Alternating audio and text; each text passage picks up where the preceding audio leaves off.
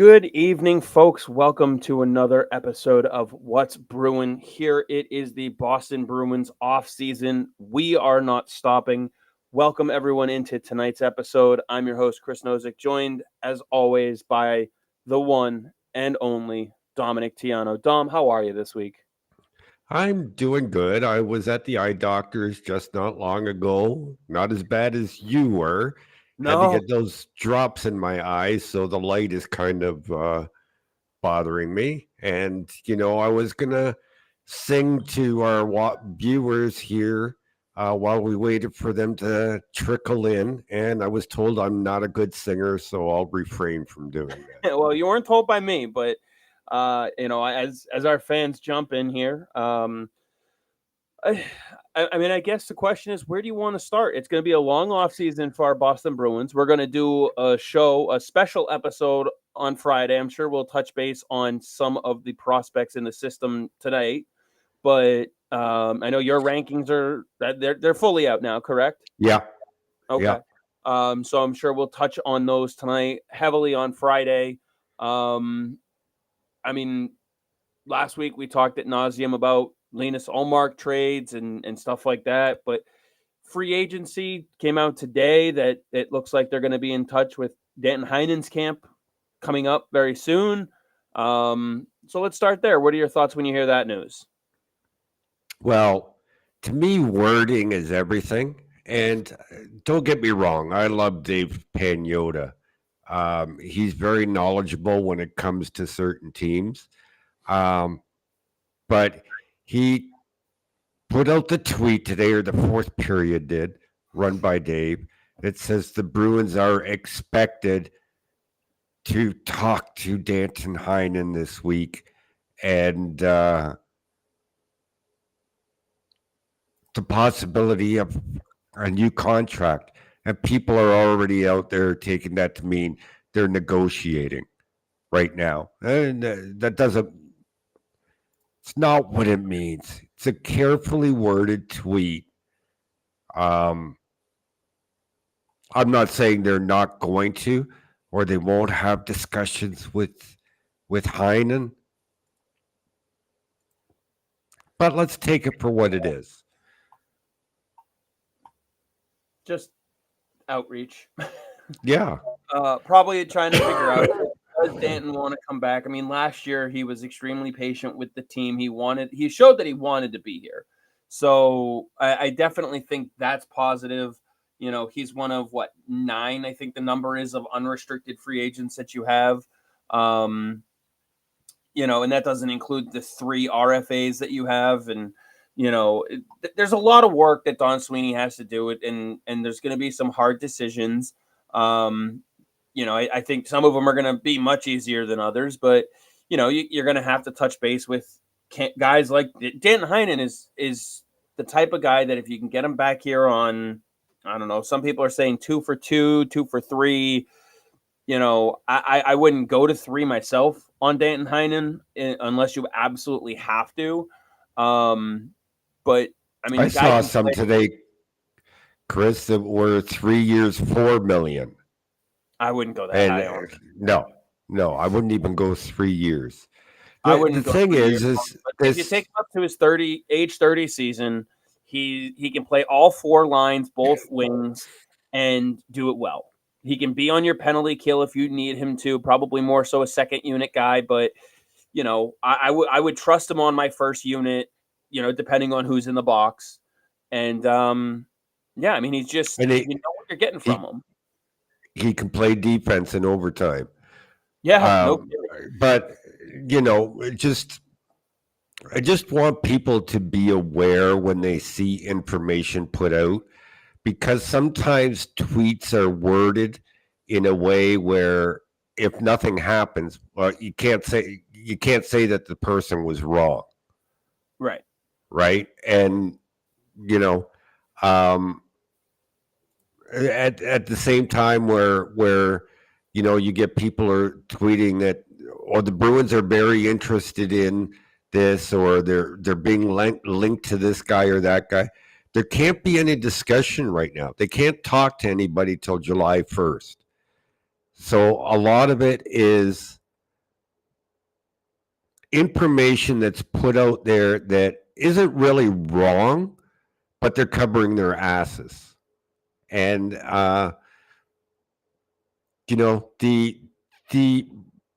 me, the biggest piece of information that came out today is New Jersey willing to trade the 10th overall pick. Yep, I did see that. Sorry about that. I don't know what happened. My browser just completely crashed on me. That was weird. So, but yeah, I would do the 10th overall pick straight up for Linus Ullmark for sure. I know people want guys like Necas or Mercer and whatnot, but I would do it for the 10th overall in a heartbeat. Well, I think you got to add to that. Yeah, not without adding. That's why I'm saying I would do it in a heartbeat. I don't think New Jersey does, but people are going to ask. So yes, I would do it. What do you think of the Ottawa rumors linking an Ullmark deal with bringing in Chychrun, that kind of move? Obviously, it's been out there, Chychrun and a first. I think last week we talked about it. You're not getting that. That's way too much, but maybe just for Chychrun, 1-for-1. I mean, what are your thoughts on that kind of deal? I mean, it's possible. The money is basically a wash, so the Bruins aren't buying themselves any space. But if you've got a left side of Lindholm, Chychrun, and Lorei, with a right side of McAvoy, Carlo, and Peak, yeah, I mean, 7th, I would take that in a heartbeat. Yeah. So there's obviously going to be options out there, and there's going to be plenty of options. It remains to be seen how they go about it. Absolutely. Bruce, thanks for jumping in, and any questions you have, pop them in. Great to see that you're from Ontario as well. Cam has a good question. He says, do NHL GMs have an idea of who would play for the team before free agency, or is that something that doesn't happen until July 1? Correct me if I'm wrong, but I feel like they have a general idea of who has, whether there's a good interest, a slight interest, kind of a ballpark on some of their bigger names. Yeah, there's an idea because GMs have a good rapport with agents. The problem is, Kim, is if it ever got out, that's tampering. And tampering, you're talking huge fines to the team plus the loss of draft picks. Yeah, and a lot of the agents represent multiple players and a vast number of players. So it's kind of one of those things where you can always pull I've got you on the phone, next season we might have interest in one of your other guys. Is there anybody that you have that wouldn't want to play here? Yeah, and you think, like, they're not allowed to sign anybody until 12 p.m. or 12 noon on July 1st. When does the first signing come in? 12:05? Yeah, right. Usually it's in by 12:02 or 12:02. You think they sat down and negotiated a contract in 2 minutes? Yeah, absolutely not. Mike loves that. It's a golf hat. There you go, with a nice spoked B on it. So sorry, didn't mean to catch off there. But also depending on who the player is too, like they can work with Heinen now because he's still under contract with the team. Right. They can talk to their own players. And I mean they'll be in touch at some point, I'm sure, with Shattenkirk's camp to let him know, hey, we appreciate Kevin for everything he did this year. It just doesn't seem to make sense for us to look to bring him back. We wish him the best. Thank you. And, if there's anything we can do to help in a transition, let us know. Like, that's being in touch with his camp, So like you said, the words matter. Bruce says a comment here. He says, we really need good offseason, the right picks for the right money, gotta be lots of competition. So yeah, I mean, that's the name of the game. And actually, one of the thoughts that I was having the other day, I know this is going to drive some fans absolutely insane, but do you think there's a path to see Derek Forbort return on a much lower level deal?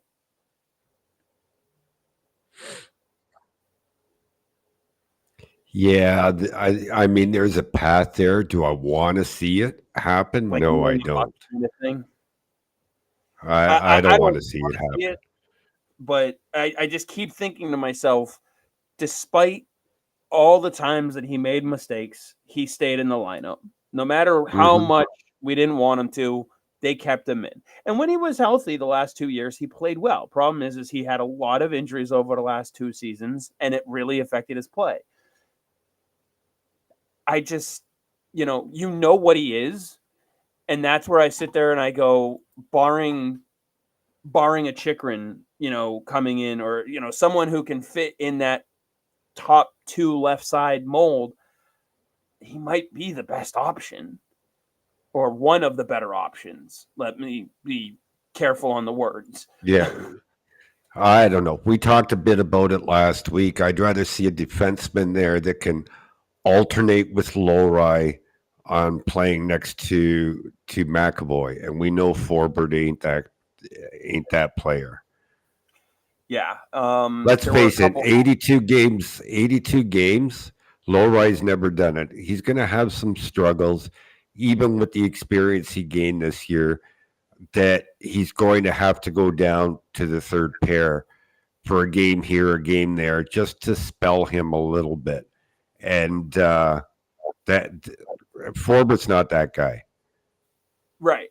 I agree 100%. I don't want it to be Fulbert. My question then becomes, who are you looking at? Obviously, what you need a guy who can do, because if you look at it in terms of, Lindholm, he'll probably get 23, 24 minutes a night, roughly. You'd like to see Lowry work his way to doing the same thing, but he's not there yet. Hmm. So Right. if you got what is that, 43 minutes to work with? Not no, you got about 37 minutes to work with. Sorry, my math went the wrong direction. 35, 37 minutes. You want a guy who can do 17 to 21 minutes a night, somewhere in that range.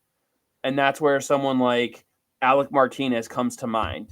I don't know who else is going to have interest in someone like that, just because the guy's a cup champion. He won't you won't be the only phone call that he gets. You No. know, um, I just A I want Brendan Dillon?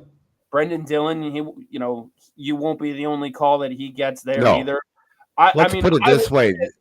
There, any player we talk about, the Bruins won't be the only call there. except for maybe Fulbert. Won't be. Except for maybe Forbert.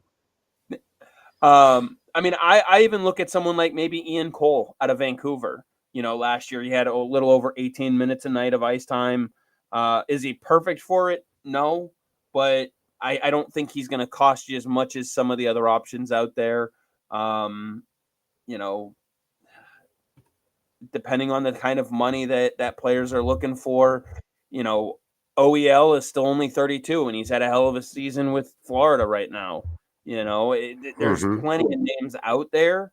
I think another one that I was thinking of, Travis Dermott out of he's with Utah now, but he can play both sides, left-handed stick.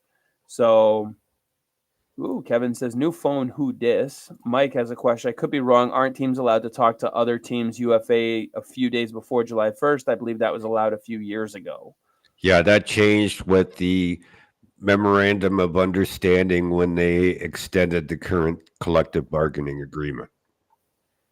Yeah, so contracts aren't banged out in 3 minutes, but it's still, you know, it doesn't take a rocket scientist to know that, if you've got a guy on the line who represents two guys that you're interested in, one guy's already in your system, you're on the phone with them. Hey, do you think either one of these guys might have interest in playing in Boston in the future? The Yeah, agent's not going to let that, off the record. Yeah, I'm sure I could talk to him about it. I don't see why they wouldn't be. But let's have a more in-depth conversation when free agency starts. Like, there's at least a general idea now. Yeah, it's we got to be blind to not see that these negotiations are going on beforehand. The problem is that the league can't prove it, therefore they can't nail them with tampering. Right. And there's plenty of guys out there who are going to be unrestricted free agents on the left side. Kevin wants to know, so when is Ullmark being traded to New Jersey? And then Kim is asking, could they potentially find a left-handed D via trading Ullmark if it happens? I think that's what they're going to look to do. I think they're going to try to address the left side with an Ullmark deal and try to get a second piece put in there depending on who might be the target in the trade. Like for instance, if it's Chychrun, you could do it straight up. I would look at doing that one straight up, and then if they can work out an extension, that's on them. You both get a year of the player. You need to work out an extension as much as they do. That's fair. You're not getting that first round pick, but if there's another player like Mark McLaughlin, for instance, if you want to throw him in the deal to try to get a mid round pick, a fourth or something included in the deal as well, okay, fine. You do it. Yeah, I would do that. But if you're trying to work with, say, New Jersey, just because Kevin mentioned them, you're not doing a straight up deal for Mercer, for instance. You have to include a lot more to get him. Just look. I mean, maybe you could include a little bit more and try and get a guy like Siegenthaler, but again, you have to include more. So, Jason says, do you think they would ever try to play Carlo with McAvoy? I think they would complement each other well. The problem, Jason, with that is they both play the same side. They're both right-handed shots, and they both play the right side. So, and neither one can play the offside. Yeah. I mean, if you needed three defensemen out there for whatever reason in the last minute to help kill off a penalty or something, maybe. But those are two guys that I wouldn't. And their styles of play complement each other well, but they just can't play their offside. So we got Matrix jumping in. Thanks for joining us again tonight. Like I said, we are going to be doing a separate show on Friday night, same time, 6:30, where we're going to talk a lot more about the prospects in the system. And Kevin has a good question. Why would we get someone like Chychrun when we have Lohrei? I'm not into that. Do you want to take that one? Okay. Oh, yeah. I've been eyeing that one since he put it up. Because, Kevin, they're not thinking about just next season. You think about next season and you think about long term. Lindholm, Chychrun, re-signed, and Lohrei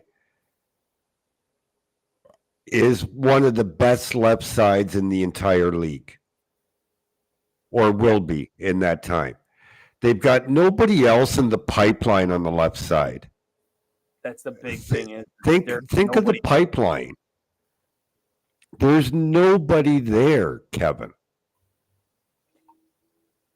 Let's see. Right now, Frederick Brunet, Jackson Edward, Michael Callahan, and Dan. Okay, Jackson Edwards. Edwards a left shot, but plays the right side. Oh, okay. They have him listed on here as a left. Yeah, side. if he played 2,000 minutes this year for the London Knights, he had maybe 100 on the left side. Gotcha. Let's not forget at Bruins development camp last year, he played the right side. In the Prospects Challenge, he played the right side. Yeah. And those are the guys that are listed on. I'm going off of Cap Friendly at the moment, just because that's where I'm at. Those are the ones that are listed on the left side. But Brunet is still a little ways away. Callahan is. I think he is what he is at this point. I'm not sure. I'd be surprised if they re-sign him. That's what I'm saying. At 24 years old, there's not much more to ceiling. At least that I'd be willing to dump into time with him at this point. I think you're going to see a very defensive heavy draft from Boston this year, just because there's nothing in the system. Yeah. Kevin says Lindholm, McAvoy, Lohrei, Carlo. It's set. In my opinion, it doesn't need to be complicated. I like those pairings, Kevin. I'm with you on that.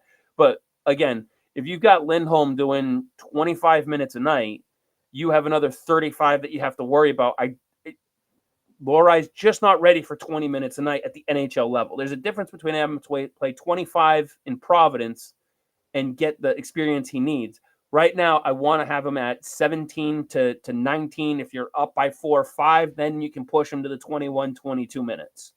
But he's not ready for 20, 23, 24, 25. So, Chychrun would help the power play. Definitely. I would put him on PP unit 2, just because you got to give Lohrei an opportunity to take over. Not next year. If Chychrun's in the lineup, you put him there next year. Yeah, okay, that's fair. You could put Lohrei on the second unit. Yeah, put those guys. Kevin says, but isn't that blocking Lohrei? I think Lohrei is a mainstay in the top 4 next season and better than Chychrun the following season. It's all about minutes, Kevin. About minutes. Yeah, just imagine going into the playoffs with a McAvoy and Lindholm who averaged 20 minutes a night instead of 26. Yeah, and Matrix, Chychrun, McAvoy. Oh, boy. No, we're not on different levels, Kevin, because I'm the one who very publicly said early in the season that Mason Lohrei will be a better defenseman than Noah Hanifin within 3 years. Multiple times. Multiple times. And let's not forget that just because you get a guy like Chychrun, let's say you sign him to a 3-year deal. Okay, well, Lohrai's going to need a new deal at that point. You don't know where his head's going to be at. Maybe Lohrai's demanding a trade. Like, look at the way Carlo's contract has aged. That thing's a thing of beauty right now. He's one of, if I would put him in the top 3 shutdown defensive defensemen in the league, Brandon Carlo. And he's on such a great contract right now. Let's see. Mike says, does Chychrun bring toughness to the lineup?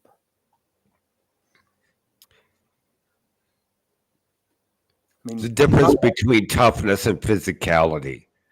Yeah, I mean, he's not a soft player, but no. He can throw the body around. He can take a hit. So let's see. Kevin says, if you want to have Chychrun as a bridge while Lohrei is on his rookie deal, I'm fine with that. Matrix says, you add Chychrun, Bruins will have the best defense in the league. Lohrei and peak pairing will be badass. And there was a question up here, Alex. I didn't skip over you. We mentioned this a little bit. If the Bruins were to get hypothetically the 10th pick from New Jersey, would you lean defense with the pick since the system is so weak? No. You go best player available. If you're in the top, I would say lottery pick. If you're a lottery pick, best player available. Yeah, for sure. Cam says, who do you guys see the Bruins grabbing for 1C or winger if DeBrusk leaves? I think they're going to make a heavy push for Elias Lindholm. I worry that they're going to overpay for him. But I do think Don Sweeney has learned his lesson about overpaying free agents. He's been burned from it in the past with Bolesky and Backus, and those were the high-end names at the time he signed them. But one thing that we've seen from Don Sweeney is he doesn't make the same mistake twice. I do think if the waters get too warm for too high a price, he'll back off. Look, I said a couple of weeks ago, expect the unexpected from Don Sweeney. Could it be Lindholm? Yes. It could be Stevenson. It could be he could flip Ullmark to Montreal and get Kirby Dach. Yeah, like I don't know. When it comes to Sweeney, expect the unexpected. Yeah, and they don't exactly let a lot of things get out. So, and Kevin says, if we get Chychrun, Dom owes me a jersey, so whatever, I'll get on board. No, that was last year's trade deadline when I said it wasn't happening. Oh boy, Kevin bringing up things like that. So, all right. Well, now the question is who else is available in free agency for, a 1C or a winger? I mean, there's a lot of names out there. The question then becomes, are they a fit for you? Do you want to go after them? Are they someone that makes sense for the Bruins based on, where they're going to land? So, for instance, yeah, well, if I remember correctly, I could last see year, so I could see them doing something like Lindholm at center, Toffoli on wing, letting DeBrusque walk. Um, a guy like Dylan on defense, and calling it a day. yeah, I could definitely see something like that happening. But just to name some of the free agents, um, sorry, Reinhardt, for instance, I think he's going to get vastly overpaid. I don't want to. I mean, I don't think he is a true 55 plus goal scorer. I think he had a really good season and is going to cash in on it. Go ahead and let someone else get stuck with a $9 million contract for that guy. Is he playing better since he joined Florida? Yes, but he's also already 28. I don't necessarily want to go 7 years at $9 million for a guy that's had half his career kind of not be what he is right now. Thoughts? No, totally agree with you. Totally agree. I think he's priced himself out of Boston. Gensel, I think, will be also overpaid for by someone. I mean, I look at both of those guys and I say, if you're looking at paying one of those guys between 7 and 9 million, why not save a little bit and keep Jake DeBrusque? Yeah, I don't know. I think the Bruins have a contract structure. They're going to try. I think they'll try and get Lindholm in at their number. And a guy like I said, a guy like Toffoli, if they let DeBrusque walk, and somebody on defense. Yeah, would you go after a guy like Matt Duchene, for instance, now that his contract with Dallas is over?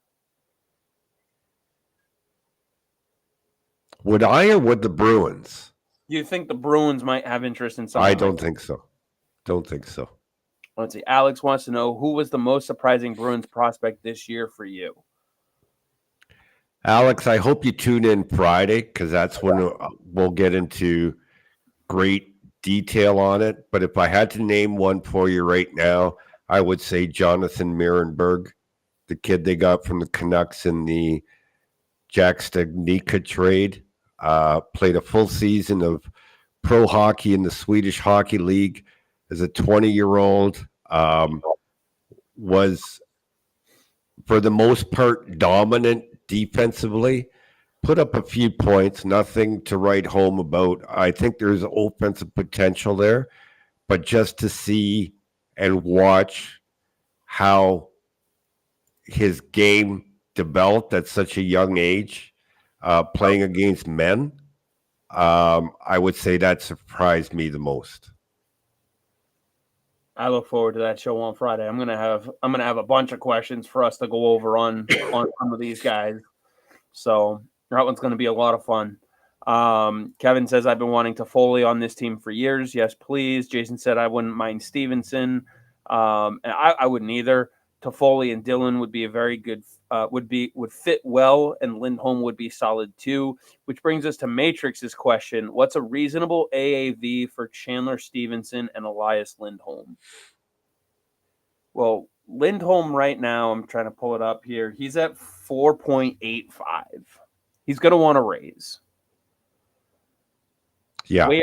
Where do you see him landing, and what do you think the Bruins number is that they won't go over? I think they would like to get him at around 7.5. I don't know that that's realistic.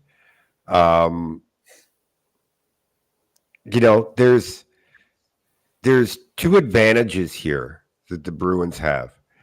They could have Hampus Lindholm talk to him.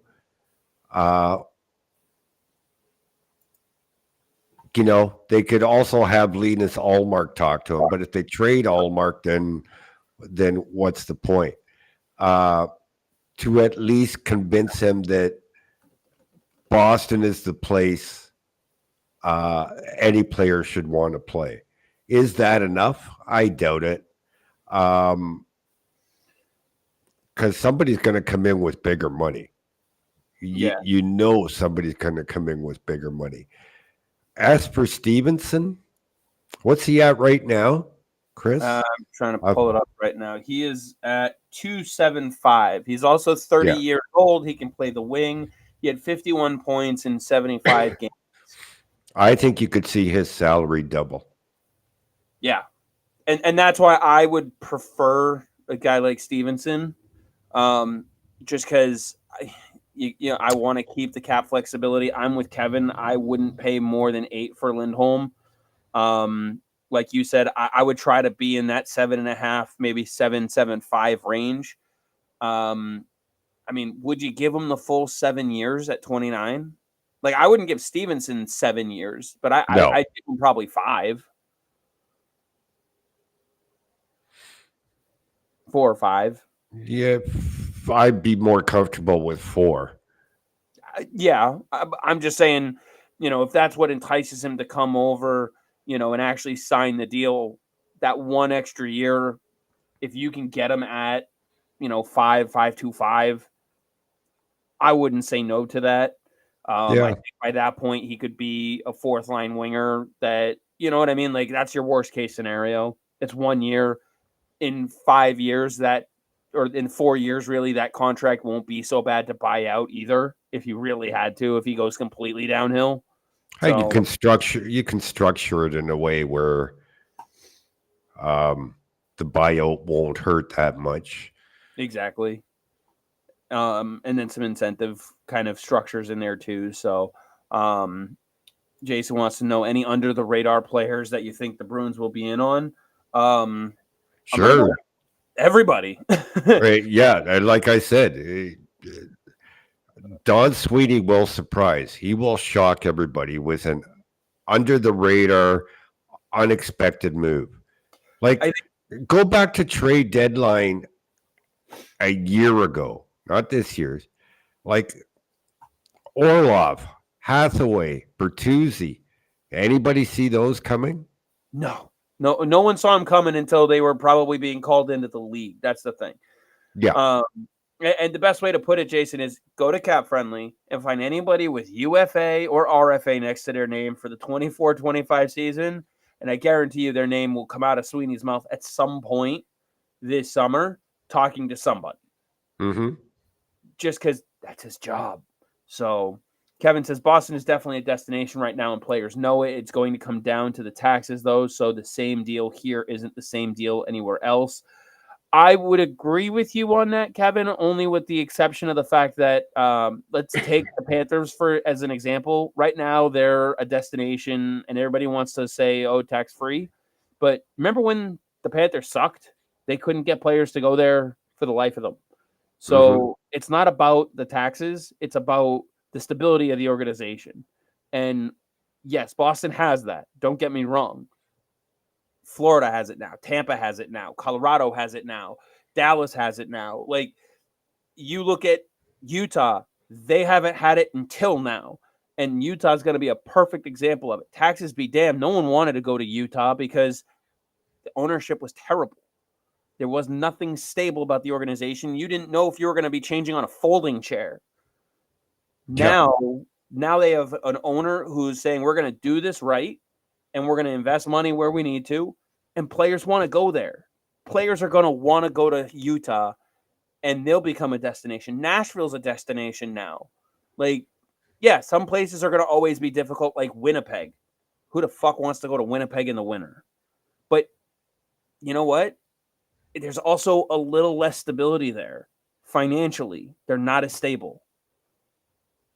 That plays a factor. Kevin says I'd try 6 by 7.75. I think he's talking for Lindholm on that one. Jason says I wouldn't mind Monahan either. Yeah, Monahan's the guy I was trying to think of earlier. Yeah, I wouldn't mind going after him either. Again, I think you might get a more reasonable cap hit out of a player like Monahan. Front load the deal so it's easier to trade later. Matrix says Lindholm at 6.25. I think that's going to be a bit low for him, but Stevenson at 5.25 could be an option. Mm-hmm. Grab them both and say, see ya. Let's see. Cam, do you think Sweeney gets cold feet on Stevenson because he's similar to Backes in play style and size?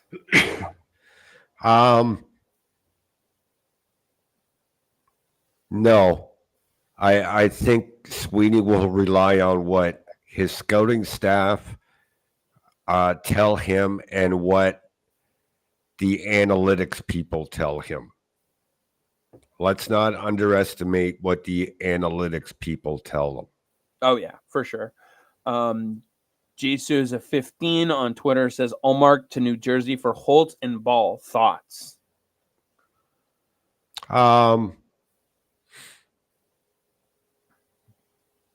I like Ball, but I don't think he's really what the type of defenseman that they need. I don't think he would fit in well with McAvoy, but he would on the third pairing, which means you're then flipping Lowry and Lindholm with McAvoy and Carlo throughout the season. Yeah. I mean, I wouldn't hate the deal. I think you would want to still get another piece on the left side. I'm not sure Ball is the guy. I don't hate the idea of going after Holtz. The problem is he's 22 and he's going to be an RFA after this coming season. Why would New Jersey want to walk away from that? Yeah. At least right now. Maybe if you were trading away his rights and he needed a new contract, then I would understand it. But you're getting rid of, if you're New Jersey, you're getting rid of a 23-year-old with RFA rights after next season and a 22-year-old with RFA rights after next season for a 30-year-old goaltender who you need to extend. It just, when you put it like that, to me, the math doesn't math. And that's why I think they're willing to trade the draft pick instead of these young players that they have. Right. And I would very much be okay with taking that first-round pick. If you get a first-round pick for Linus Ullmark and nothing else, that's still a win for you. That's a win for the Boston Bruins. Well, it's a win in two ways because it may be the only offer that they get that's like that. Everybody else wants you to take salary back. So it's a top 10 pick plus $5 million in salary cap space. Right. I would definitely be up for that for sure. I would do that one in a heartbeat. Kevin says, I know that we were talking about the destination conversation there, but he's talking about contenders. You look at a lot of the contending teams though, Kevin, they have stable ownership and players want to go there. So Mike says, go big. Lindholm and Gensel would be a major addition to the top 6. Let the Brust go. Thoughts? Yeah, I don't see how they make the cap work without they'd absolutely have to move Ullmark to make the cap work. Oh, absolutely. Because sure. you're not getting those guys for under $16 million. Yeah, I totally agree with that comment. Okay, which leaves you $4 million to sign Swayman. I don't think that gets done. You move Allmark. You got $9 million to sign Swayman. You need to sign Bussy or get a backup for $1 million, and that leaves you $1 million in space to improve the defense. I don't know. Don't see it, Mike. Now there is talk. Let's see. Oh, Cam has. Do you think if they get New Jersey's pick, they could grab Is it Tij? Tij again, though? Yeah. Is that how it's pronounced? Yeah. You think all the way to 10? Because I mean, obviously, I doubt it. But I doubt he falls to 10. I was gonna say, Highly doubt it. I feel like you would go in like the 7-8 range, even 6, if not higher. Yeah, because you don't know how some teams are going to feel about some of the Russian kids. I know there's a couple higher up Russian kids in it that are talent wise towards the higher end of the draft, but given how things have been getting players out of the country to come to the U.S., a lot of teams are shying away from them. Yeah. So that'll play into it. You had mentioned though, getting a goaltender. I mean, if you end up trading Allmark, the question then becomes, what are you going to do? I mean, some are saying that DiPietro has the inside edge to make the backup number 2 role for next season. Obviously, we talk a lot about Brandon Bussy. First of all, I want to see that camp duel. I want to see them duel it out for that number 2 role. That would be a good battle. Yeah, absolutely. Of the two of them, who do you think would be the guy that, like, do you think there's a legitimate chance that if it's a battle in camp, DiPietro takes that job? Can I see it? Oh yeah, definitely. I can see it. There's one thing that I would give DiPietro the advantage over Bussy, and that's competitiveness. Okay. And competitiveness can be huge for a goaltender. I mean, I watched him through his junior days, and that kid just still does not give up on a puck.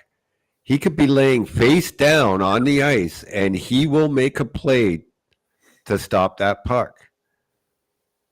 Yeah, he'll keep trying. So yeah. And obviously, if they do something like that, then you want to bring in a veteran for Providence. Well, you almost have to, because if let's say DiPietro wins the job, hypothetical. Now you've got to waive Bussy to get him through to Providence. Is he going to clear? I'm not sure he gets through. Neither am I.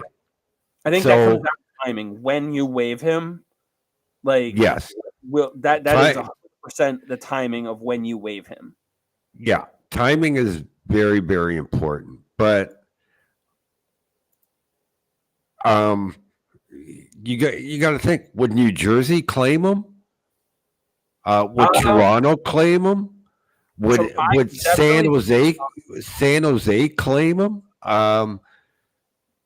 There's a lot of Chicago. Yeah, I wouldn't even put it past a team like Anaheim to claim him. Yeah, because if you look at their depth, their goaltending depth over in Anaheim, they don't have a lot. They just signed one of the kids in the system to his ELC, but his ELC has a European clause in it, which we were talking about. Mm-hmm. So if they waive him, he's going to get shipped off to Europe, which is where he's playing now. He's a couple years away. They have Gibson and Dostal, and behind them they have one kid who probably will get the AHL job. But beyond that, if you look at the numbers some of their guys are posting, they're not great. They have, 6-7 guys total in the system, but they're not getting. But here's my point. It's you now on July 1st have to decide what's going to happen in September. Okay, so do you forget July 1st and go to September and take the risk and then lose one of Bussy or DiPietro, and now you're scrambling for a goaltender? Yeah. I mean, Or do you sign the guy on July 1st?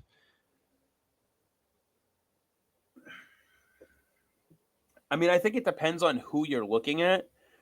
Like, I think you could wait and sign a guy like Michael Hutchinson, for instance. He only got into one game last year with Detroit. Mm-hmm. I don't see him being a game breaker for any other team, really. And then there's a guy like Phoenix Copley, for instance, who last year got a gruesome injury, missed all but played only 8 games for LA, and is working his way back. Matt Murray from Toronto, he's missed 2 years now. Mm-hmm. That's the kind of guy that you sit there and go, there's no one's going to take him off of waivers. Right. If you waive him. So, yeah, he would have to pass through waivers, but he'll get through.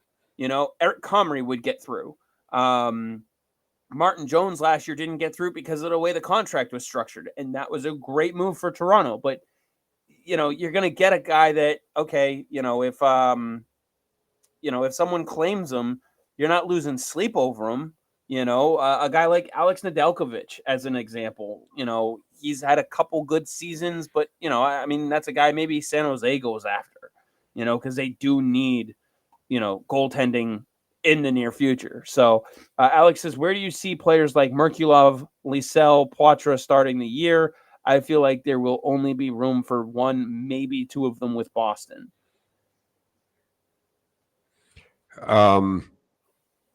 I think we touched a bit about it last week. I know we talked a little bit about Poitras. What's that? I know last week we talked a little bit about Poitras. Yeah, it all depends on how his training goes in the off season, because right now he's not able to do any training with the surgery he's had.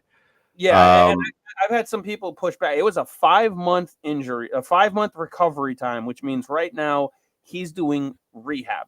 He's trying to get to a point where, he has at best, the same strength he used to have. He's not adding strength yet.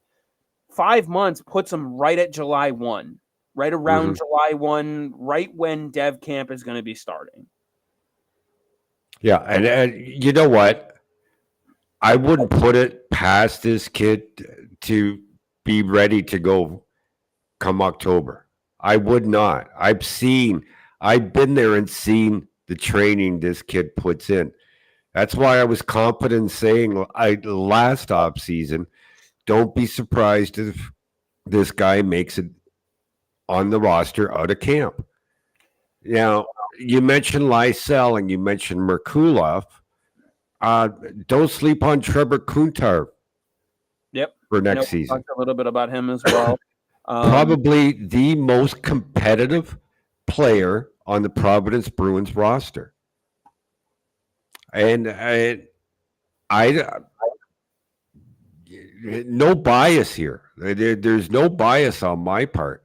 This guy is going to work his ass off all summer long, and he's going to go into rookie camp and main camp, and he's going to be busting balls out there.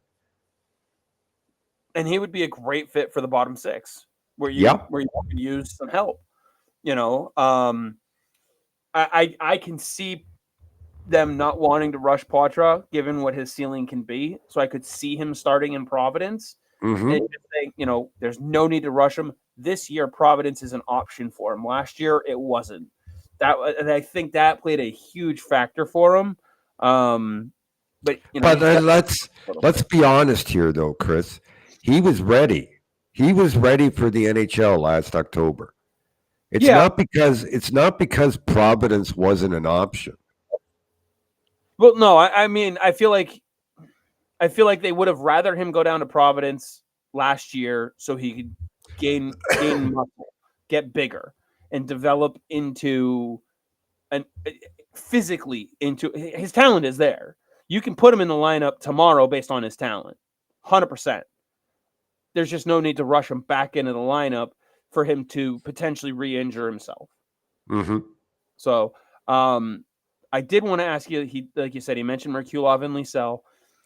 Where do we think this organization stands with Lysell? Because last year, he fell in the draft, and that's how you got him. And then last year, obviously, he kind of does his own kind of stuff sometimes, doesn't always play within the structure of the system, but he gets results some of the time. Okay, put up Alex's comment down below. Kuntar can play 4 or 5 minutes. The other 3 need top 9. Right. And now here's the thing, Alex. You put Kuntar's heart in Fabian Lysell, and you've got not a top 6. You got a first-line player. There's the problem.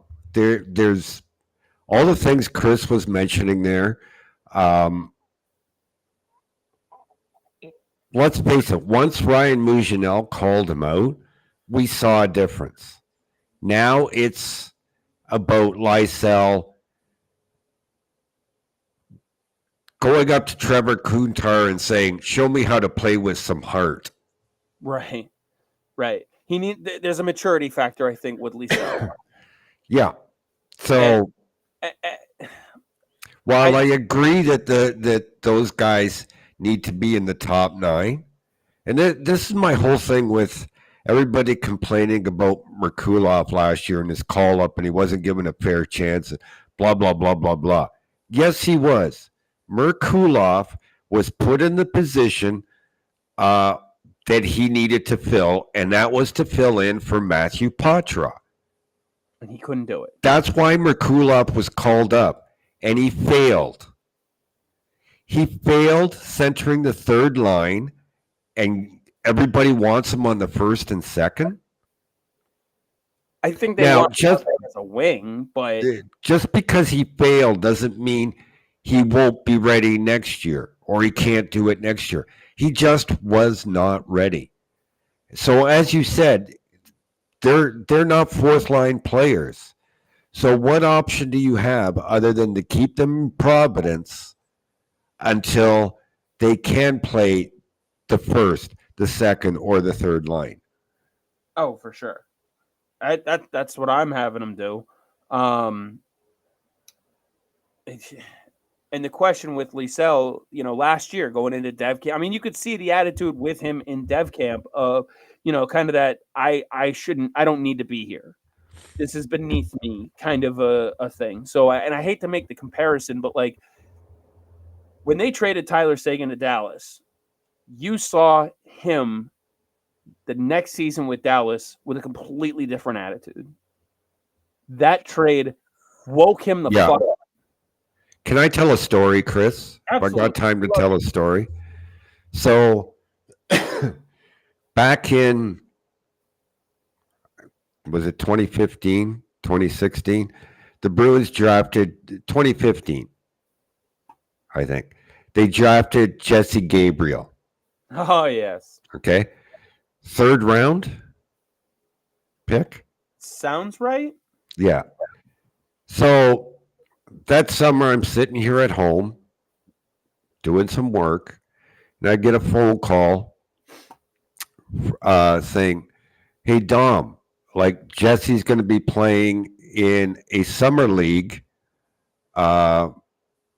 near Toronto this summer with a bunch of NHLers." And there were a bunch of NHLers in this league, like a lot of them.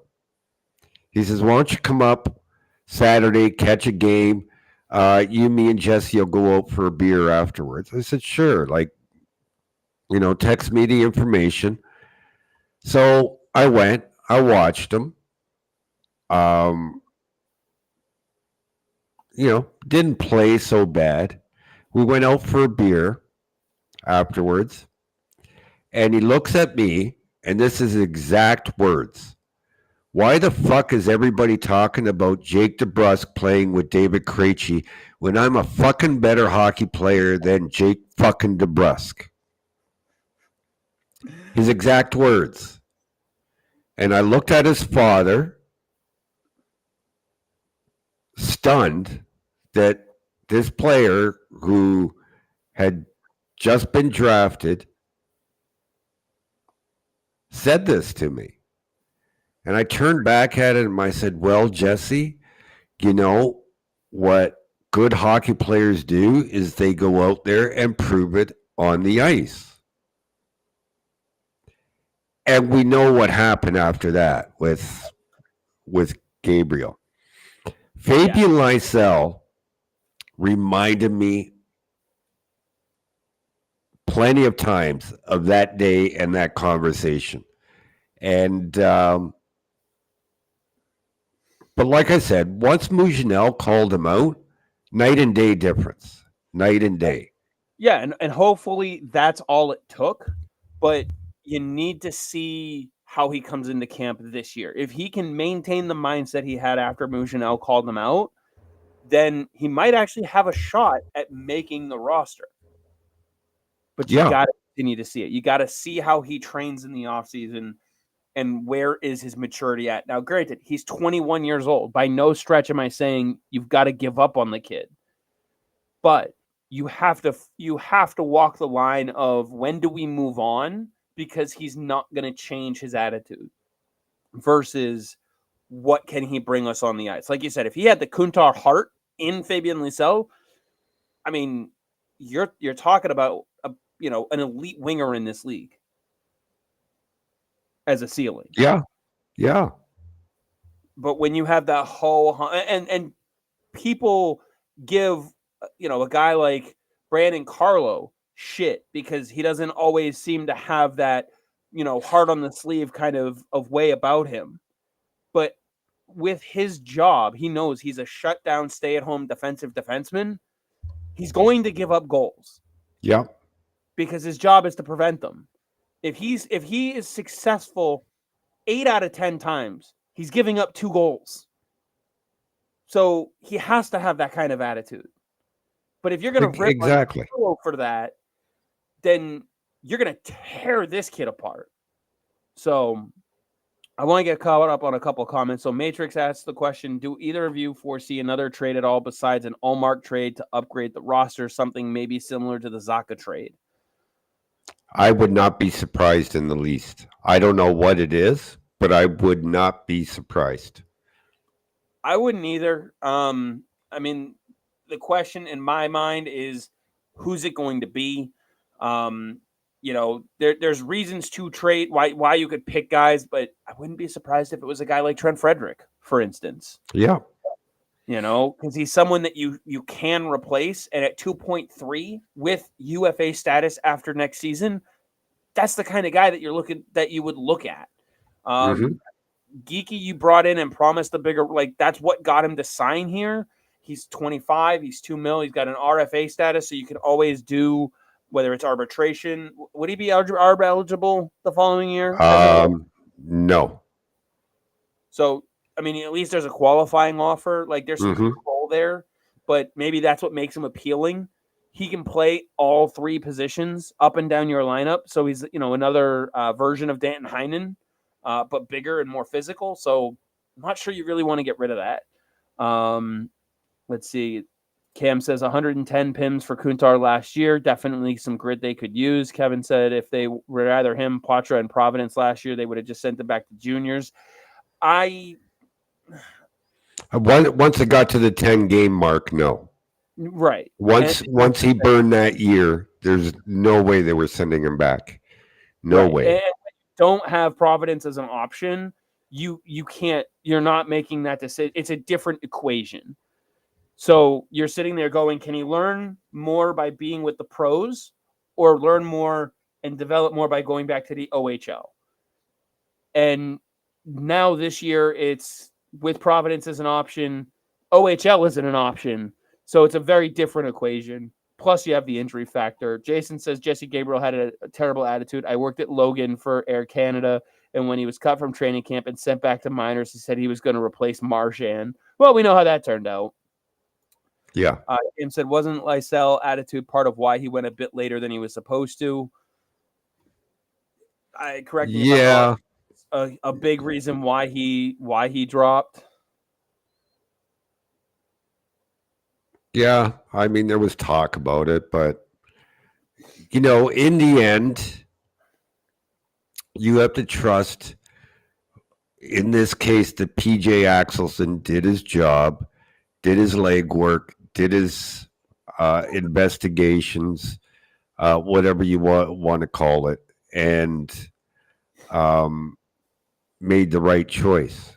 That said, there's a lot to be said for I touched on this a bit last week or 2 weeks ago on this show. I mean, I love PJ Axelson, but there's a lot to be said for his drafting history, drafting success or failures. Yeah. Let's see. Oh, sorry, Jason. I was trying to figure out what you were talking about here. Mike says Allmark and Frederick for Natchez from the Hurricanes. I don't really want to give the Canes Trent Frederick just because I feel like that's a move that could come back to bite you in the ass. I feel like Natchez is the player that could go back and bite the Hurricanes in the ass. Exactly. I would consider it. I really would. I would try and get some semblance of a draft pick as part of that, though, because I think, obviously you have to extend Natchez, they have to extend Allmark, so that kind of evens that part out. But I would try and get 4th, 5th round pick thrown in there, just to make yourself feel a little better about giving them up the extra piece in Frederick. And Kuntar's the kind of guy that can fill the hole Frederick leaves behind in the bottom 6. So, and Alex has a good point. Frederick is going to get paid after next year, especially if he puts up another 15 goals again. Would be surprised if it's the Bruins that pay. Yeah. I don't know. What does 15 goals get you? Let me see here. Right. I'm going to take a look at who. I'm going to look at the forwards this year, UFA forwards who are coming up this year and get down to the 15 goal mark. Let's see, 14 goals. You have Martinuk, Zucker, Amadio, Sam Lafferty had 13. Ooh, Elias Lindholm had 15 goals, but different position. Oh, actually, no, because they can both play center.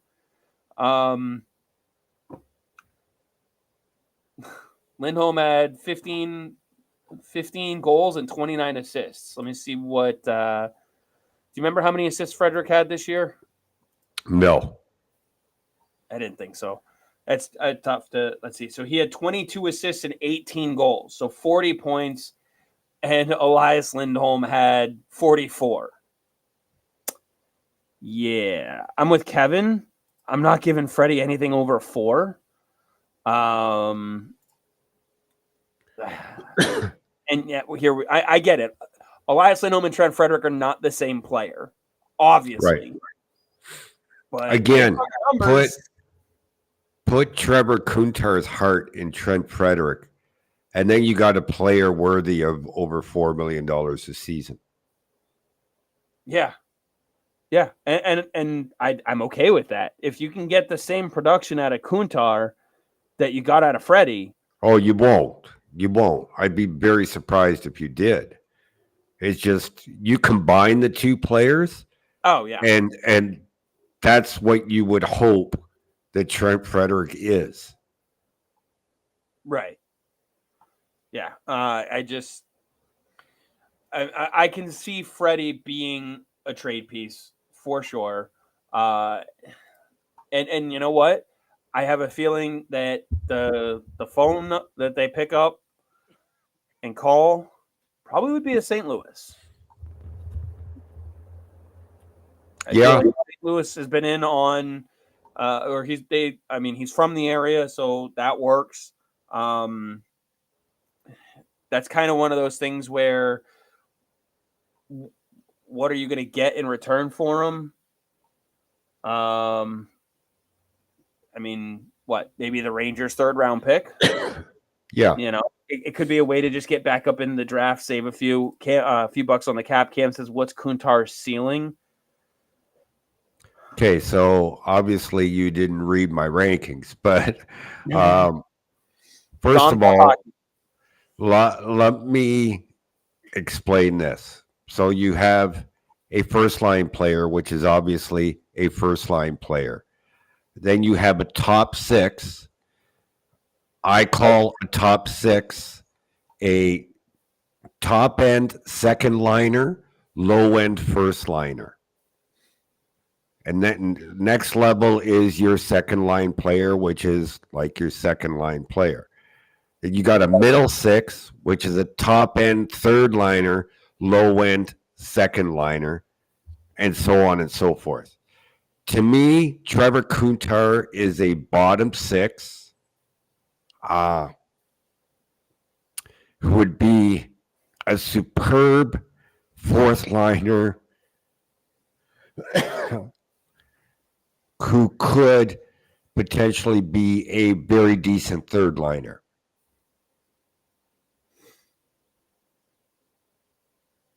Yeah, and so the ceiling isn't as high as Frederick, but with the heart and the work ethic that Kuntar has, he's going to be at his ceiling probably longer, if that makes sense. Right. And you need those type of players. Like, and Shaz says seems like the Bruins need a lot more players with the heart of Kuntar. Yeah, it really, it's true. Like, I mean, you go back to 2011 when they won the cup and the Merlot line. Like, they haven't had anything like that since then. 2 words: Gregory Campbell. So I envision a fourth line of Trevor Kuntar, John Beecher, and Riley Duran at some point.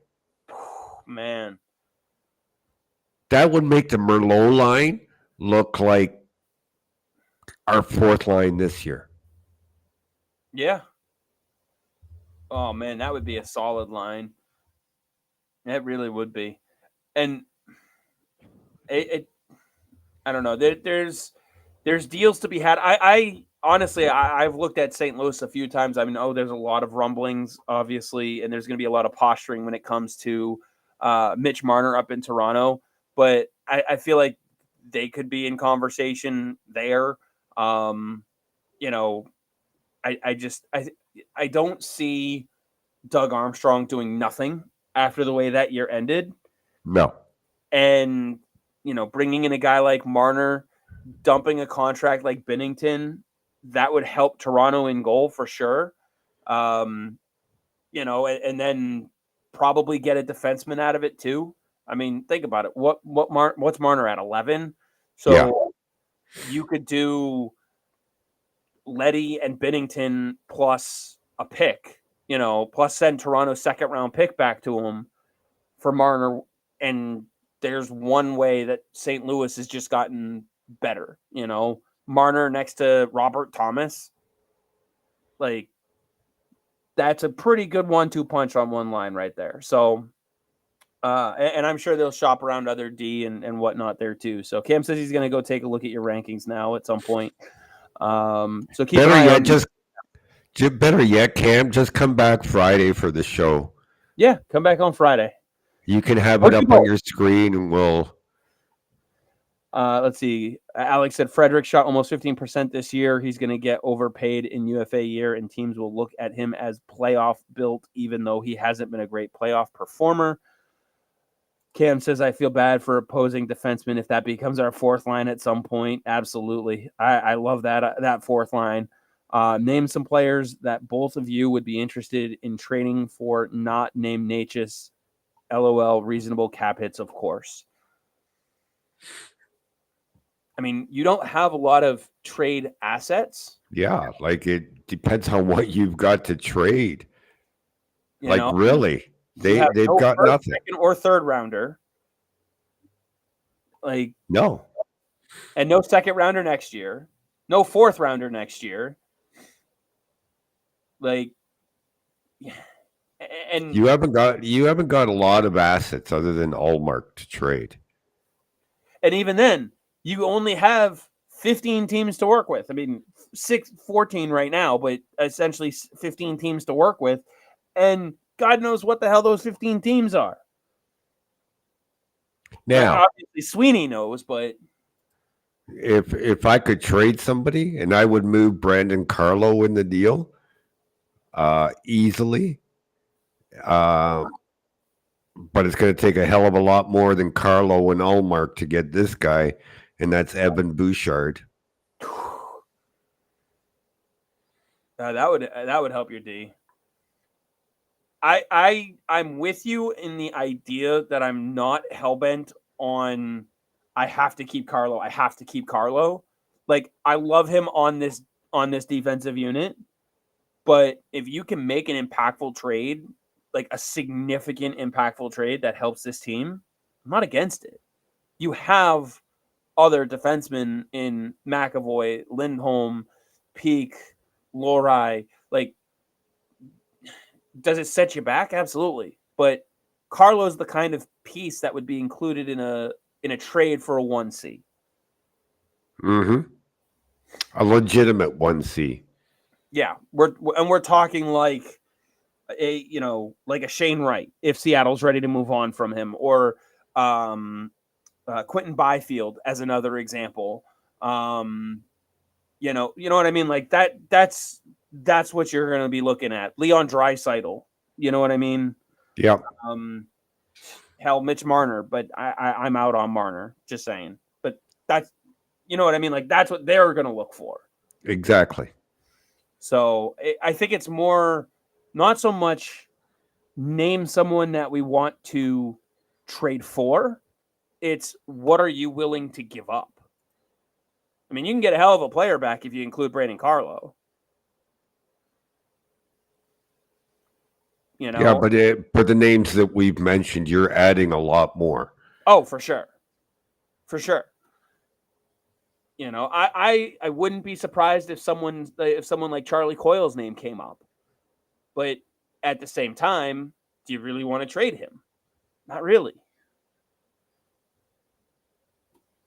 Let's see. Jason says, do you think Pete can be a 2-pair right D? No, I don't think that's the ceiling. I think in the middle of a game, if Carlo goes down, he can fill in a little bit for you and get you through a game.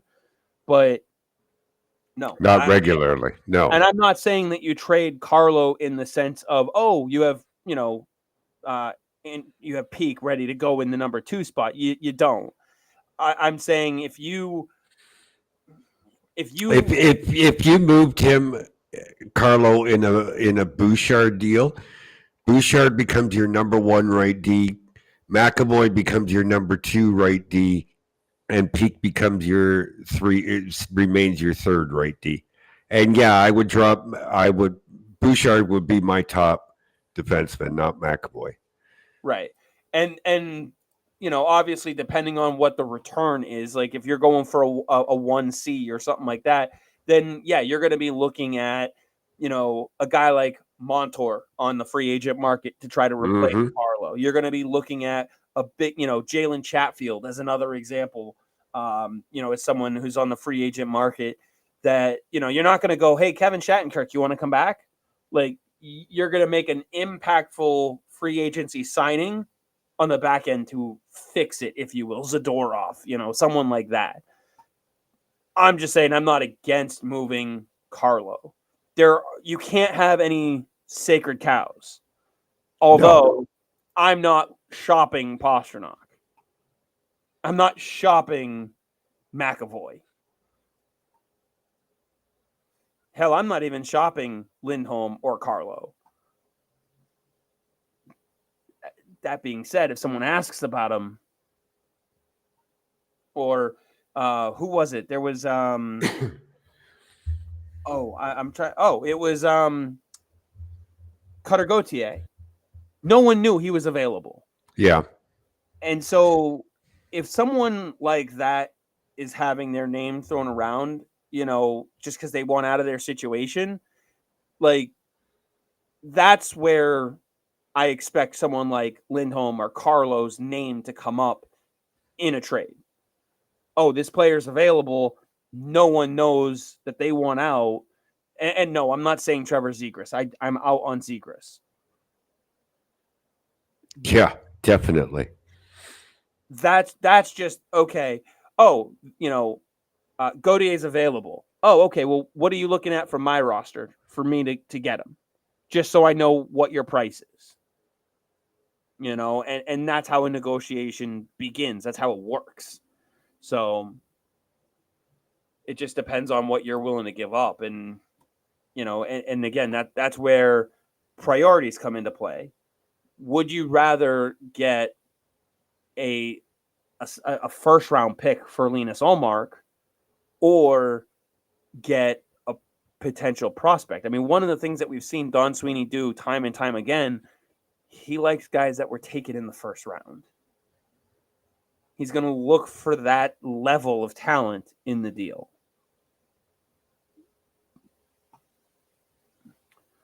Let's see. Hey, what's going on? It says, love you guys. Oh, thanks. Ottawa appears to be in the hunt for Ullmark. Who is most appealing? Blowfish. I think he's from Guelph, Ontario.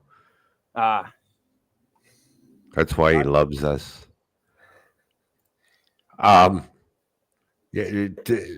Chychrun. That's the name that comes up. Although I wouldn't be against Shane Pinto. I wouldn't either. I wouldn't be against Sanderson either. But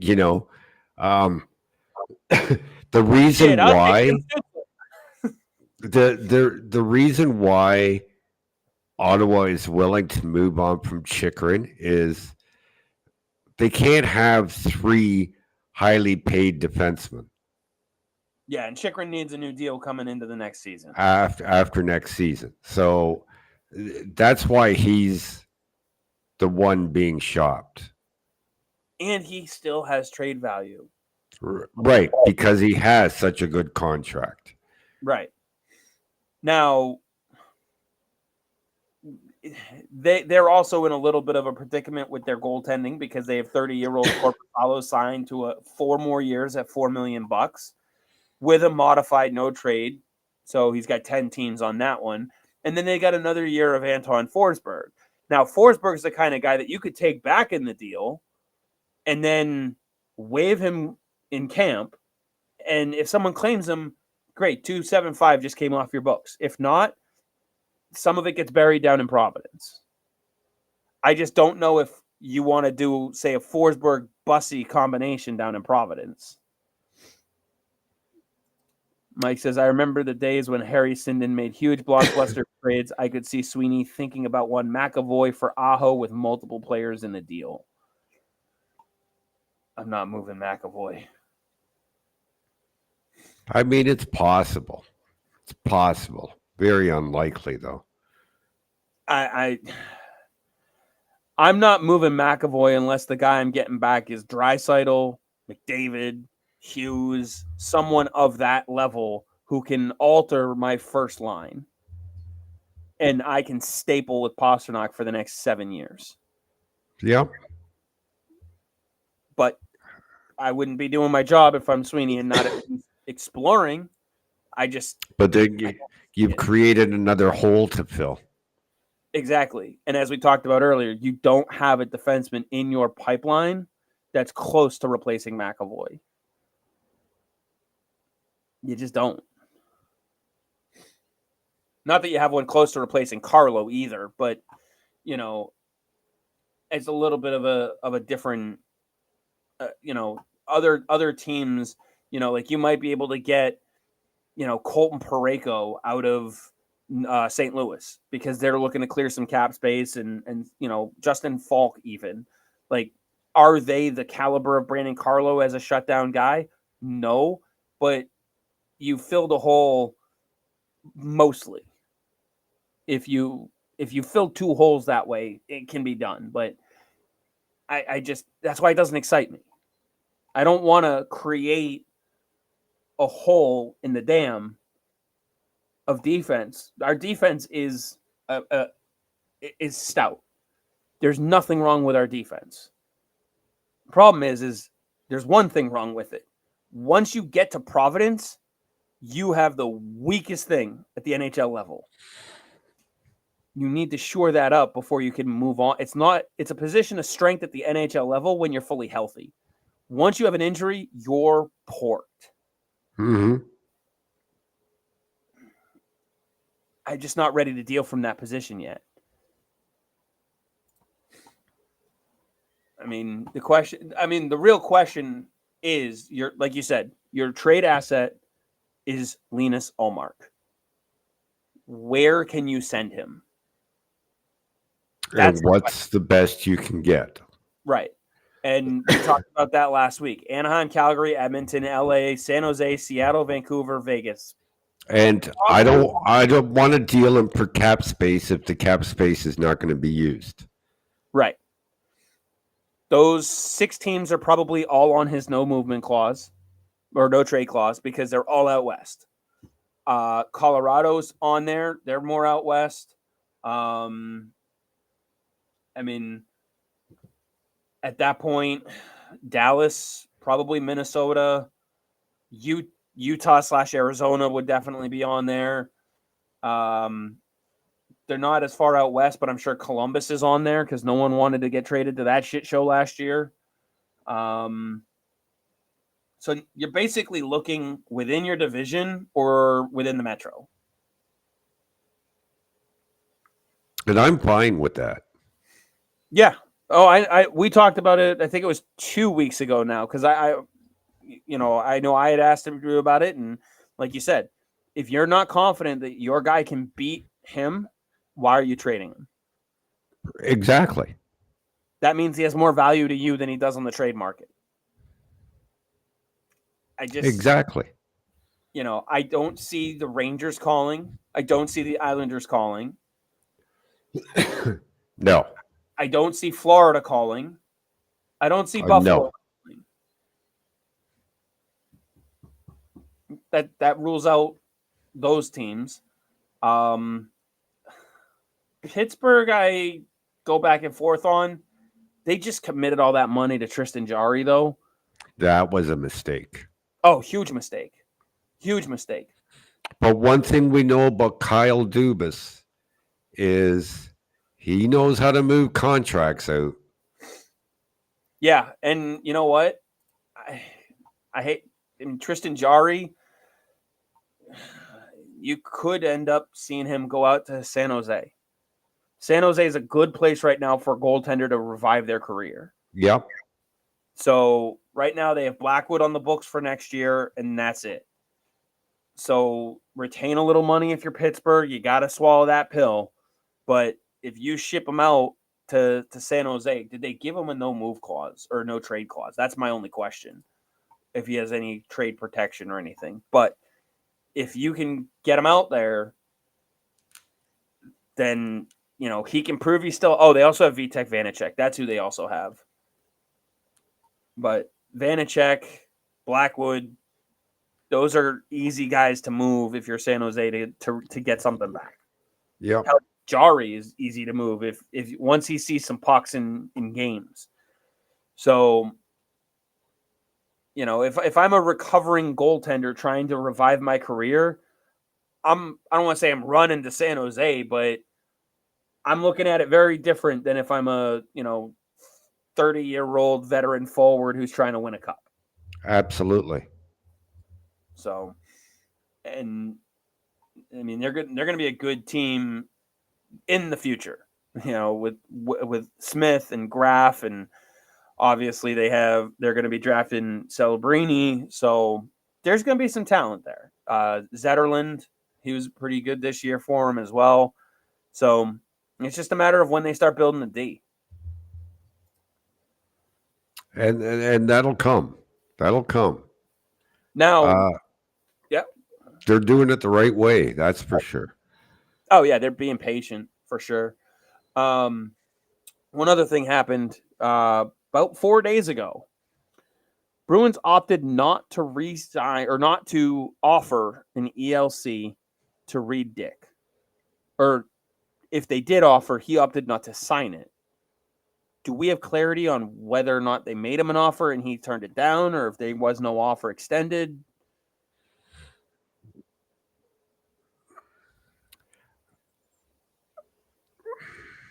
You can pretty much look at the situation like this.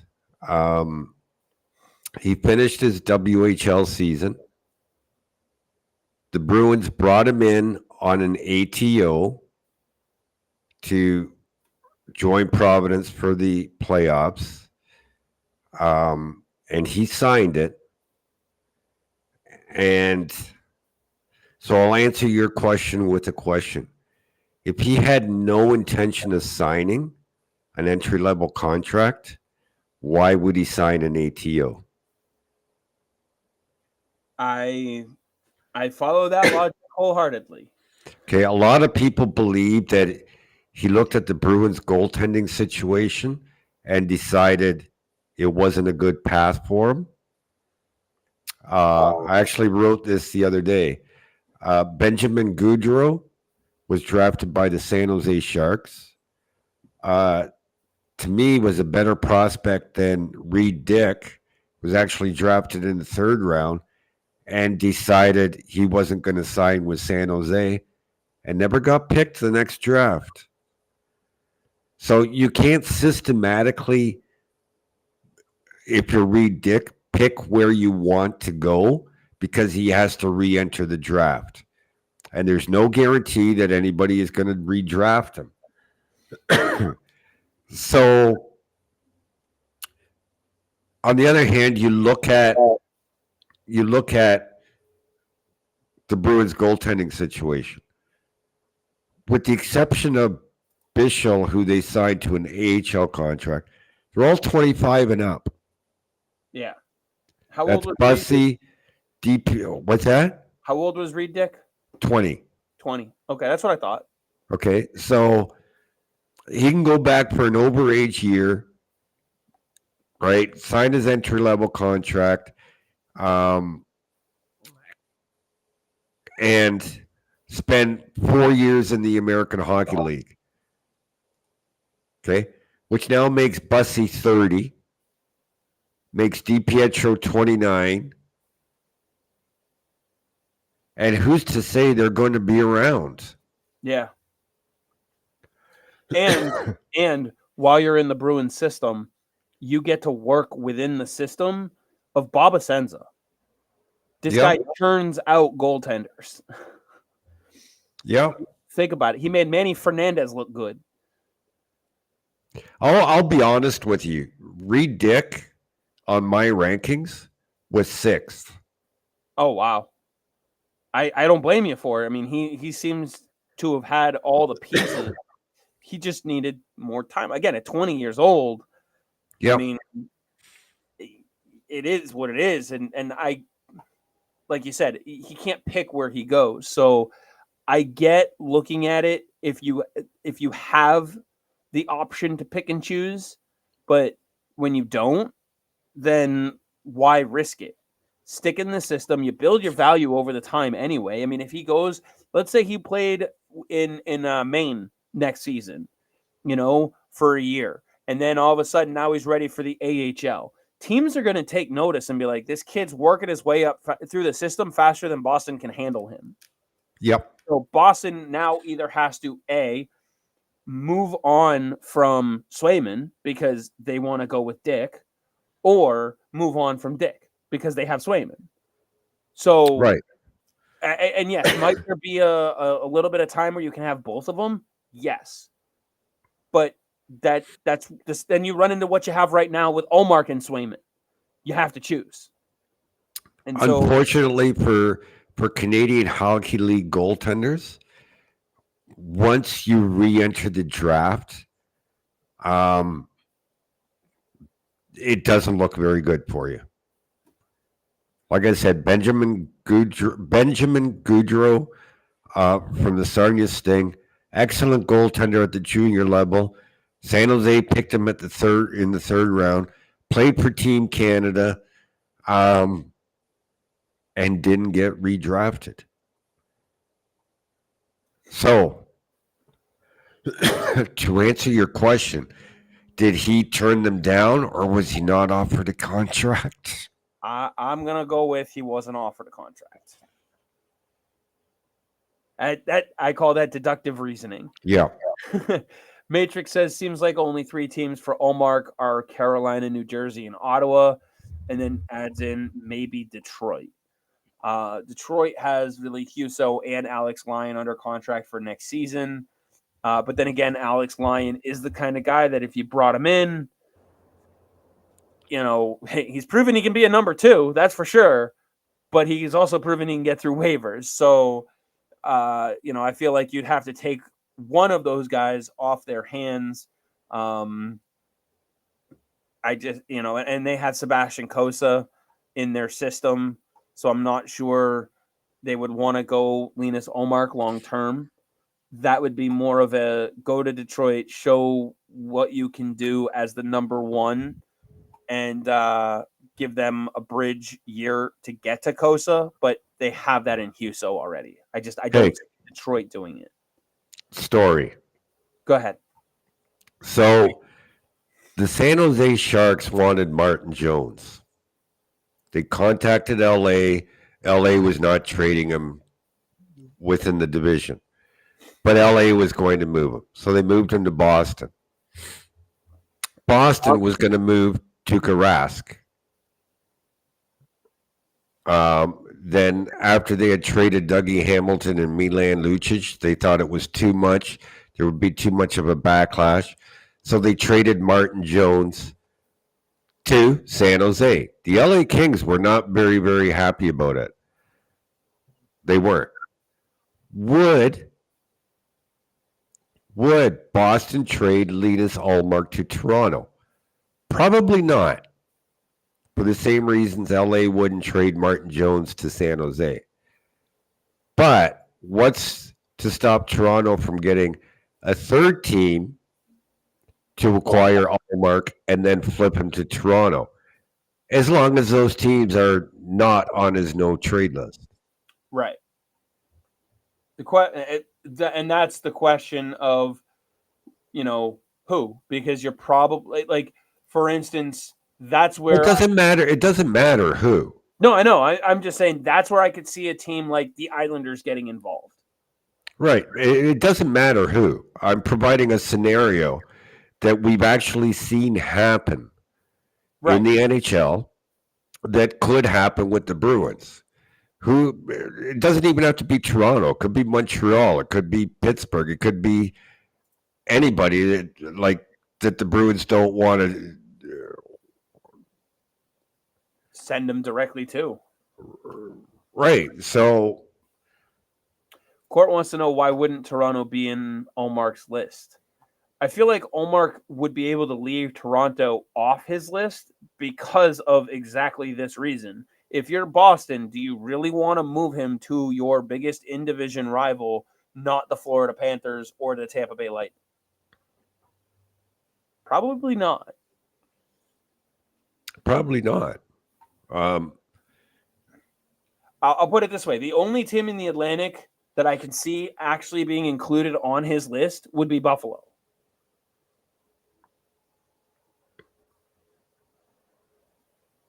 Yeah, I can see that. But even then, I don't think he hated Buffalo. I don't see Buffalo picking up the phone. They've got UPL and Devin Levi. Mm-hmm. But at the same time, to your point, well, pick up the phone, bring back Linus Ullmark, and now you can trade UPL to Toronto. You could trade UPL to, the Kings. Right. It's like the teams are irrelevant. It's just, like I said, I'm pointing out a scenario, a plausible scenario that we've actually seen play out in the NHL before. Right. And given the fact that Don Sweeney is the one who pulled that move off, I'm sure that's in the back of his head. Mm-hmm. And so it's something that he's not going to move Linus Ullmark to the Rangers to see them flip him to Toronto if he could have sent them to Toronto and gotten more. Right. And he's going to know if the team like the Rangers come calling and they have Shesterkin locked up. And they still have Quick for next season, too. Yeah. So why are you calling about Linus Ullmark? Right. And when you look at what they have going on in their system, they've got their own issues. Yeah. Like, what are they going to do? Send you Lindgren back? Like, you know what I mean? Like, what kind of package are they going to put together to get Linus Ullmark that make you sit there and go, yeah, that makes sense. There's nothing fishy going on here. And I do agree with Court. Until Toronto moves Marner, not much is really going to happen there. But there's going to be a lot of grandstanding when it comes to the Marner. Will he be traded? Won't he be traded? So on and so forth. But unfortunately for Toronto, Marner holds the cards. As much as, until the season starts, he holds the cards. Do you know what, though? Knowing Mitch Marner and talking to him plenty of times while he was in junior, he's the type of person. Uh-oh. Let's see. We'll give Dom a minute to swing back in here. I know I had an issue earlier. Oh, you kicked me out. Cut off. He's the type of person, not player, but the type of person that I could see waiving his no movement clause.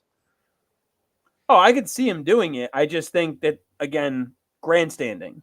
It came out today that, he's willing to play the last year out and see his contract through. Sure. You have to be willing to do that, and you're going to make that known. That way there, any team that's, trying to trade for you, it's not just going to be, throw him a first-round pick and we get it done because he wants out. Oh, listen, that's not Mitch Marner talking. That's his advisors telling him what to say. Court says Little Birdie told me he gave a list. I'm not surprised. I'm sure there is one, a small one at least. I'd be curious who's on that list, but I don't think we'll find out for a while. And I can tell you Pittsburgh would be on it. Oh, yeah, I'm sure Pittsburgh would be on it. I mean, I could see Vegas being on it. I mean, they're in on every big name anyway. I could see probably Tampa, Florida being on. Like, he would want to go to a contending team, so all of those teams would be on it. Colorado probably would be on it. If he wants to go on a contending team, then why does he want to stay in Toronto?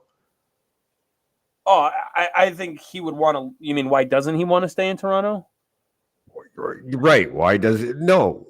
Why does he want to stay in Toronto's not a contending team? That went over your head, Chris. I get it now. Yeah, I got you. Yeah, I mean, there's a lot of teams that I could see being on the list. It's just who's going to give you, a fair deal, and what is a fair deal for Mitch Marner? It depends on who's involved and who actually wants him. If it's only one team, you have a Taylor Hall situation. If it's half a dozen teams and they're all interested, they're going to get fair value. Oh, yeah, for sure. For sure. So, and I don't see Boston just can't put a package together. I wouldn't want to put a package together. No. I wouldn't want to. If he hits free agency, you can't have David Pastrnak and Mitch Marner as two right wingers making $23 million. You just can't. No, we're seeing that play out right now in Toronto. Yeah, so let's not do what they're doing that's failing. I like that idea. Let's do something different. Now, interestingly, because I always want what's best for the Bruins, so I was hoping for a cup final of Edmonton and the New York Rangers. And the reason why is, believe it or not, the Edmonton Oilers were tied with the Toronto Maple Leafs as the biggest hockey-related revenue teams in the NHL. New York Rangers were third. So we know there would have been revenue, a lot of revenue coming in, which is good for the cap. And then we just saw today that the Edmonton Oilers broke the single day record for merchandise sales in the first 3 rounds of the playoffs.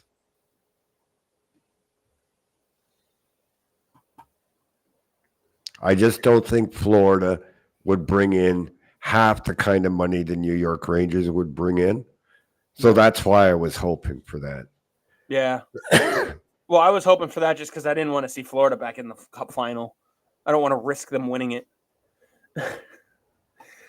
I think Edmonton's going to beat them. I'm picking Edmonton in 6. I think they can. I don't know how many. I think they can too. And I think they will. I mean, there's Skinner has found his game. Bouchard is out of his mind. And the fact that you can sit here and legitimately say Draisaitl over McDavid for Conn Smythe and have a conversation about it tells you just how good Draisaitl's playing. So there's a shot there. And the guys in Edmonton can shoot the puck with accuracy, and they can beat Bobrovsky. Yeah. I wouldn't be surprised if Bobrovsky gives up roughly 3 goals a game. It's going to be interesting. It'll be a fun series. For sure. I mean, what do we got? Vancouver, Dallas, and who else did they beat? In the first round, they played LA. Oh, yeah. LA. How could I forget? They all tried to play Edmonton physically. Yep. They've been able to stick with physical. So it's going to be interesting. I think it'll be a fun series. They've been able to adapt their game for sure. So I don't know. I'm sure there's a lot to touch on with this off season. I mean, it's going to be very interesting what happens, especially with Linus Ullmark is the linchpin for the Bruins, as much as Mitch Marner is the linchpin for the Toronto Maple Leafs. And the question is, like you said, there was backlash, or there would have been a lot of backlash had Don Sweeney dealt Tuukka Rask back in 2015 instead of Martin Jones.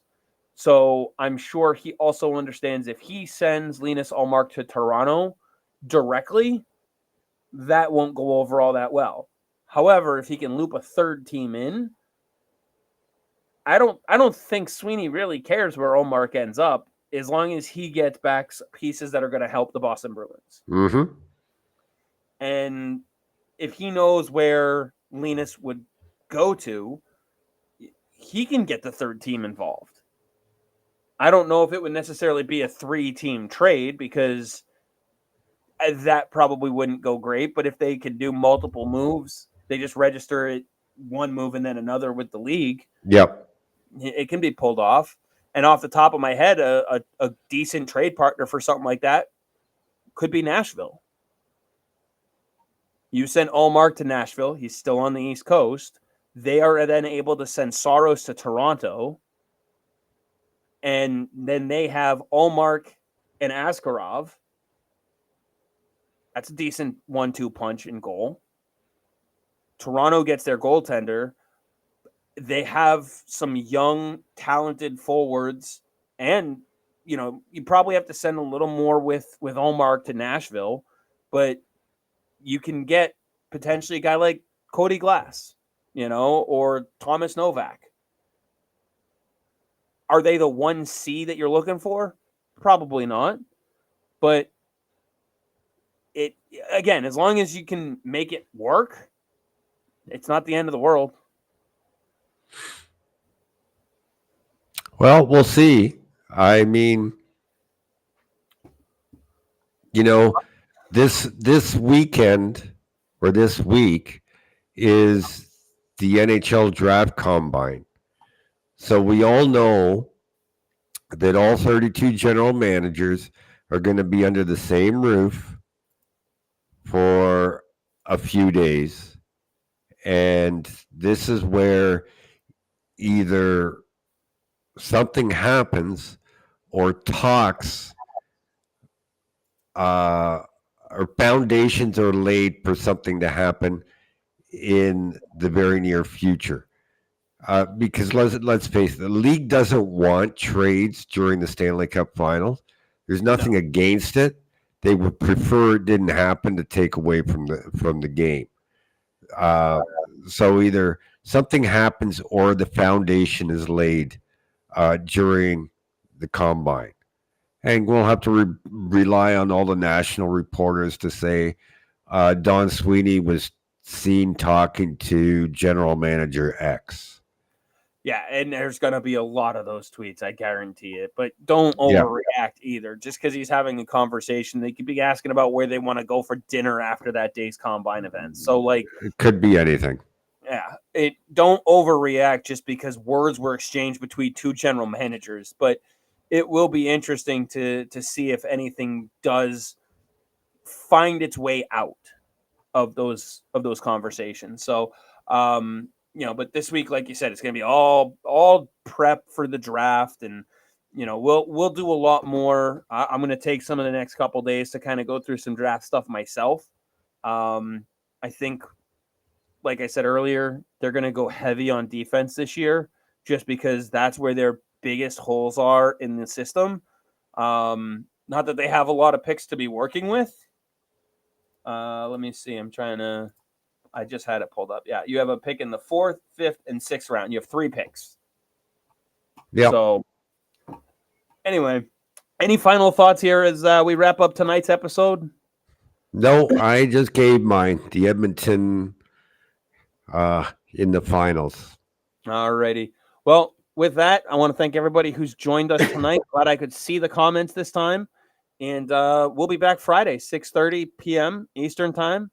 And give us a like, follow, whatever, and join us then. We'll talk all about the prospects in the draft. Yeah, I promise we'll try and make it as interesting as possible. Chris and I will talk about a format, how you guys can get your questions in. Probably what we're going to do is go through the 26 players that I have ranked in order.